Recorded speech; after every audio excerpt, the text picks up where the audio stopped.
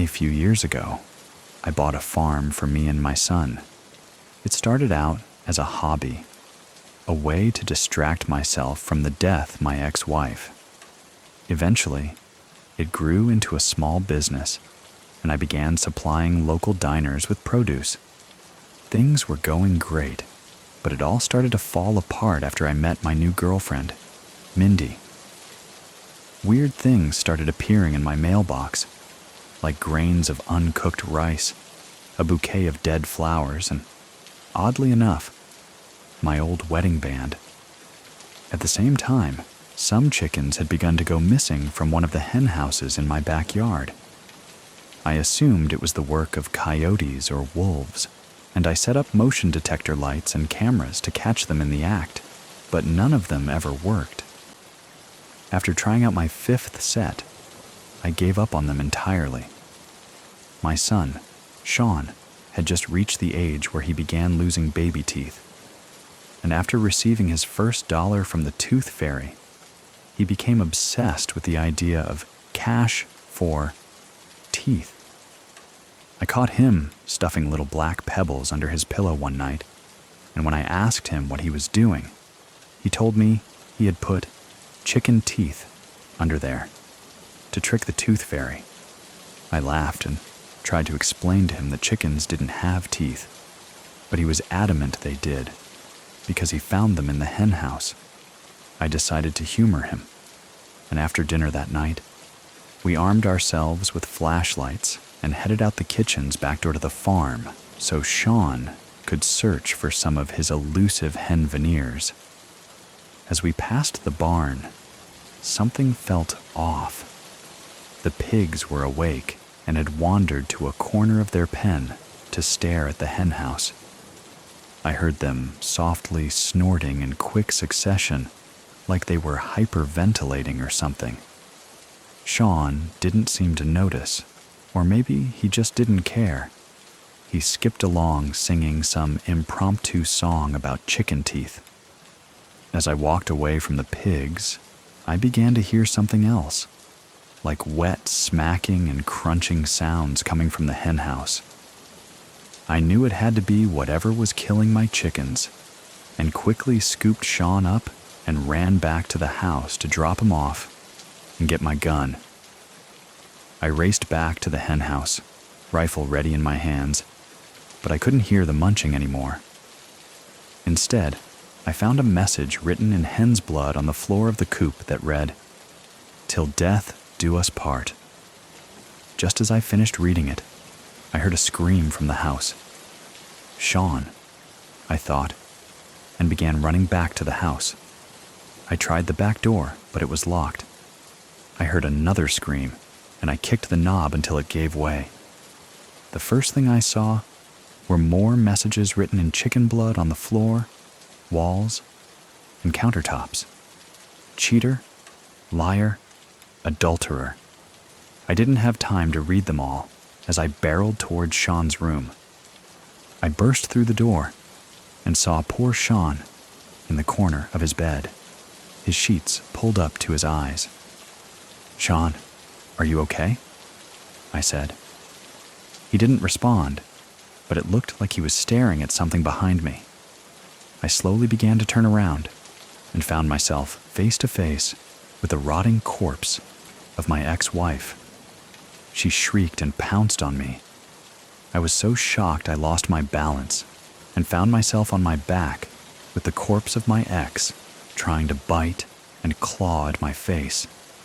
Still clutching my rifle, I pushed the length of it into her chest to keep her snapping maw away from me.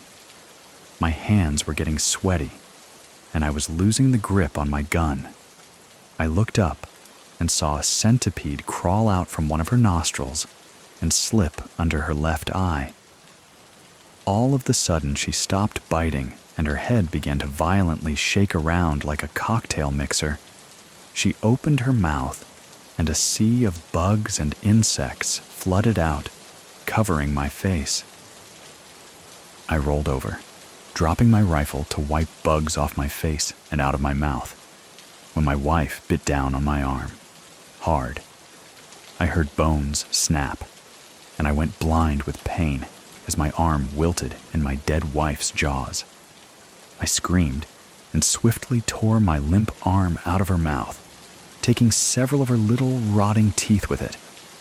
I began scooting backward and blindly reaching for my gun, and by luck, I found it. I put the stock to my shoulder, rested the barrel on my shattered arm, and fired into her face, sending her nose somewhere into the depths of her skull. The thing sputtered on the floor, while viscous and bugs oozed out of its new face hole. I ran over to the bed, grabbed Sean with my good arm, and sped outside the house. My ex-wife's wails followed us all the way out to my truck and were only muted by the radio blaring to life. We raced down the road and were about halfway to the police station when my heart sank. Mindy was supposed to come over sometime after dinner. With only one good arm, I had Sean use my cell phone to call Mindy, but it went to voicemail every time. I turned the car and put my foot to the floor until we were about a block away from the house. I could see Mindy's car in the driveway, and I skidded the truck onto the front lawn, locked Sean in the truck, and I ran inside. The house was dead quiet. So quiet, my own breathing was deafening, and every squeaky floorboard felt like an atom bomb going off.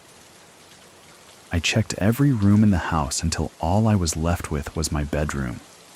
I put a hand on the knob and slowly cracked the door just an inch open and was greeted with the most rancid odor I had ever smelled in my entire life.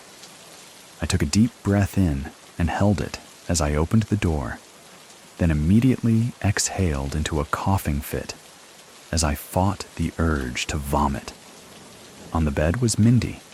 Her stomach was hollowed out like somebody had taken a giant ice cream scoop to her abdomen. I couldn't believe my eyes, and I think I went into shock because I couldn't explain to you just why I began walking over to her. The tips of her ribs gleamed in the moonlight, creeping in from the window. It shone over the black, empty cavity, making her bones look like teeth in the cavernous maw of a beast. I was now standing beside Mindy and could see that something was carved into her forehead.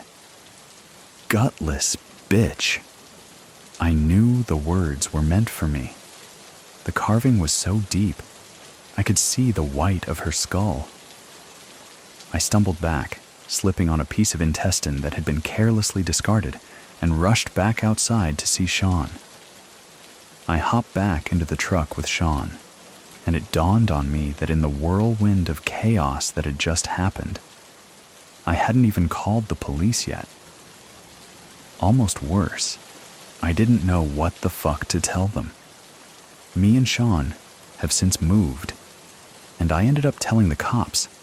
A deranged woman had broken in and chased us out before butchering my girlfriend when she got home.